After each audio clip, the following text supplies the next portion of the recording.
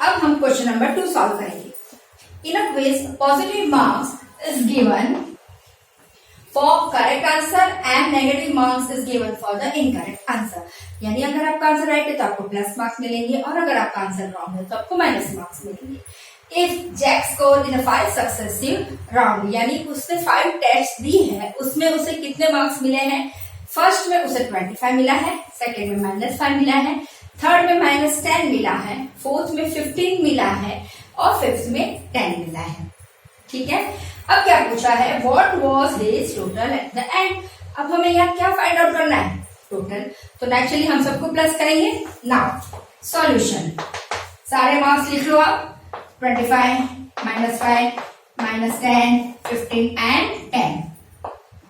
Okay, अब क्या करना है? प्लस। सो 25 प्लस -5। देखो बच्चों, यहाँ पे मैंने ब्रैकेट क्यों लिया?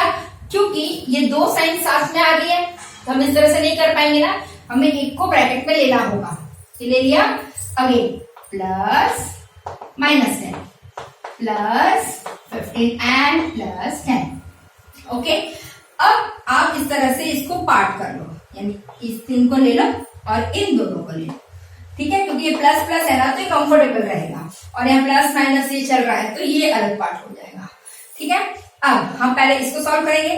25 plus minus minus, so 25 -5 plus minus minus, that means it will be like this. Okay, now again ये क्या है? ये प्लस है, ये माइनस है।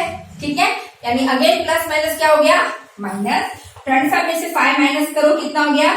20, और साइन बड़े की ही लगेगी यहाँ पर भी, और ये हो गया -10, जिसका आंसर क्या है? 10। अब हमारे ये बाकी का है। ठीक है, प्लस, यहाँ पर भी प्लस, यहाँ पर भी plus. 15 plus 10 how much it is? 25। आगे बात बच्चों समझ में। सो 10 प्लस 25 हाउ मच? 35। यानी हमारा आंसर क्या आया? 35। यानी हम लिखेंगे यहाँ पर आंसर। आंसर बच्चों लिखना बहुत ज्यादा जरूरी है। अगर आपने आंसर नहीं लिखा तो आपका 1 मार्क्स यहाँ पे डिलीट हो सकता है। ठीक है, what causes total at the end? कौन है ये? जैक्स है ना, तो जैक के जैक्स टोटल मार्क आर 35।